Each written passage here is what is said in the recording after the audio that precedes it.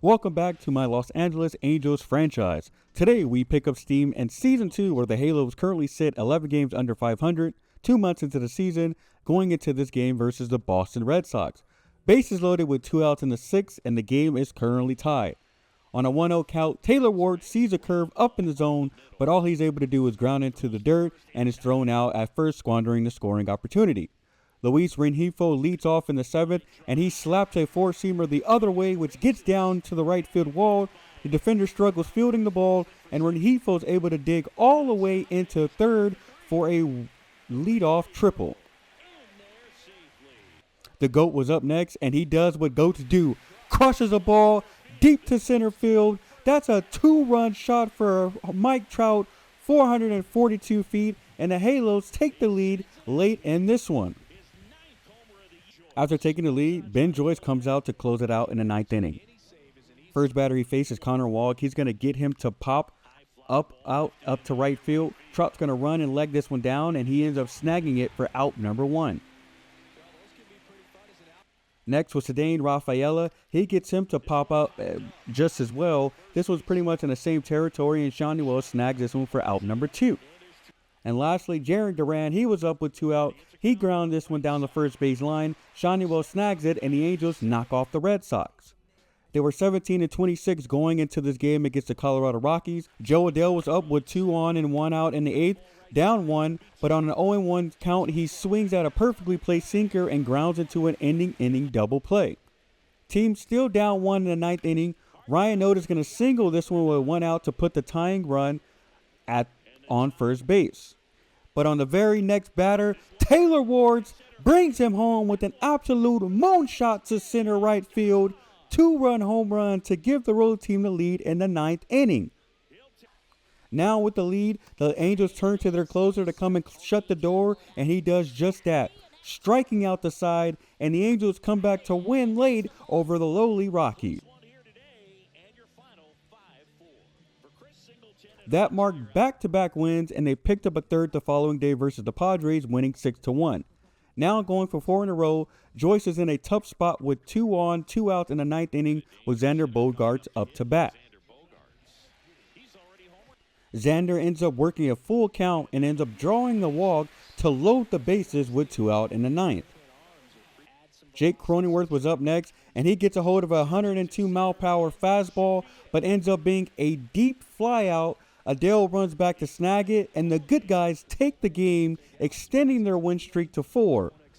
Yusei Kikuchi picked up his 4th win of the season, going 6 strong innings, K-ing 5, and only allowing 3 earned runs. Unfortunately, this winning streak was short-lived as they fell back to earth at 11 games under 500, heading to Florida to take on the Rays. No score in extras with Mike Trout up and a ghost runner on second base.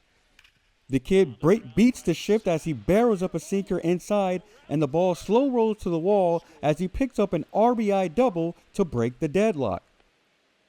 Neto was up next, and he gets a sinker to square up middle of the plate, and this was going to find a gap between center and right field. It's going to roll all the way to the wall, and Neto ends up swapping places with Trout, bringing him home to extend the lead to 2-0.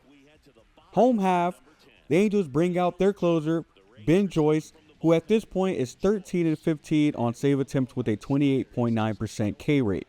He bumps that K rate up a bit by K'ing Brandon Lowe for the first out in the inning. Next batter up was JT Realmuto, and he ends up popping up behind second base. Rengifo goes back to field it. He snags it, keeping the ghost runner where he's at for out number 2. But in a full count, Christopher Morel was up, and he grounds one past first base.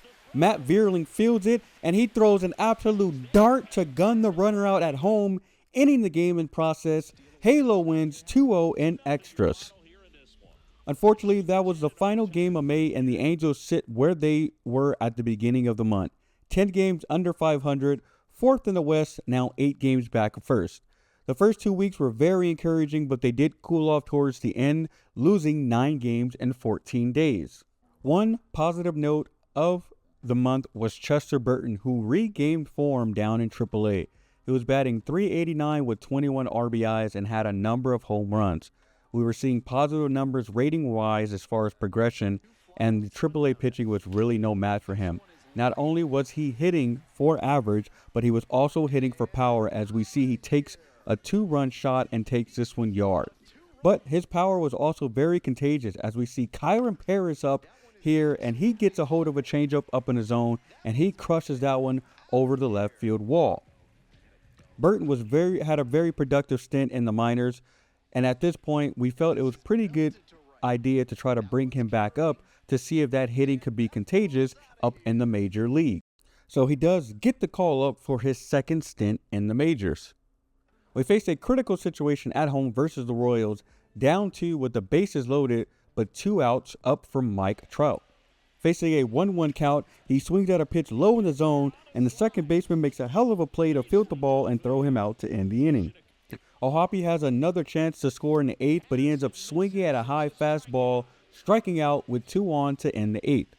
Final chance up in the 9th, Romy Gonzalez gets a hold of a high fastball. That one's going to land in center field, and he's going to score 2 runs to tie the game at 4 apiece.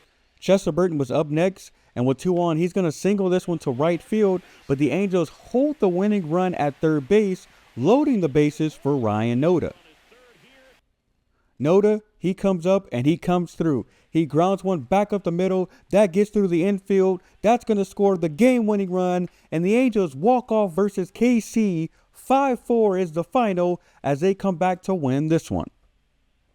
They then take the next game 6-4, but end up losing 2 straight, 1 to KC, and in the series opener against Toronto, setting up a critical situation versus the Blue Jays. Krause was on the bump, but he was in a bases-loaded jam, nursing a 1-run lead in the 6th.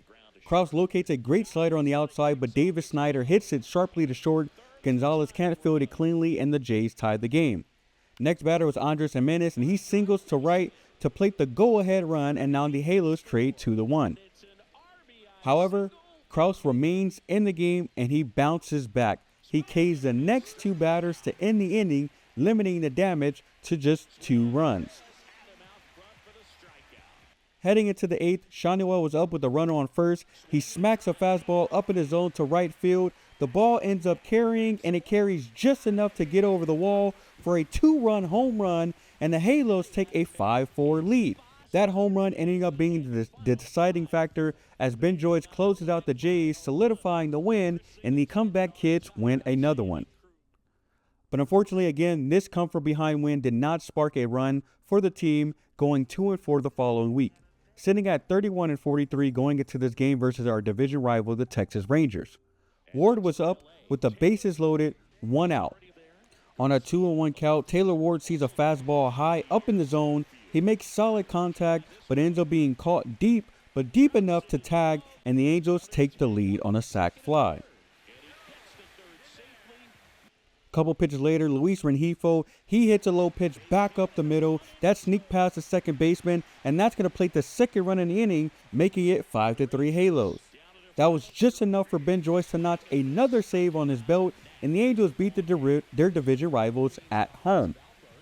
The following week sees the Halos travel to the Midwest for a matchup with Cleveland, where free agent acquisition Eric Fetty has a potential shutout going. In a tight spot, he gets Tyler Freeman to ground out to first, ending the 8th inning stranding 2 runners, 1 in scoring position. He comes back out in the 9th. J. Ram leads off. He hits it sharply to third, but Rengifo snags it and throws him out for a defensive highlight. Very next battle, Noel's going to pop up in foul territory. Shawnuel is going to snag this one for out number 2. And lastly, the potential last batter, Ryan O'Hare, he hits it deep to center field. Adele's going to have to sprint into, but he snags it to end the game, and Eric Fetty has a complete game shutout on the road against the Guardians. It wasn't an overly dominating performance, as he only struck out 3 batters and he also issued 3 walks, but a shutout is a shutout nonetheless. At this point, I decided to revisit our rookie Chester Burton to see how his second stint in the majors was going, and unfortunately it was not great. Only hitting 171 and striking out 8 times over the last 10 games, I felt it was time to send him down to the minors once again. Especially as likely Rookie of the Year campaign is well out of reach, might as well let him mash in the minors and prop up his stats for season 2. At the end of the month of June, the Angels sit at 40-48. They had a pretty successful month, but the slow start really has them playing catch up at this point in the season. The team sits 7 games back of the division-leading Mariners, but only 4.5 games back of the wildcard spot. If July and August can be similar to May, we might be able to sneak into the playoffs. However, the team definitely has some work to do. That'll do it for today. Thank you guys for tuning in, and see you guys next time.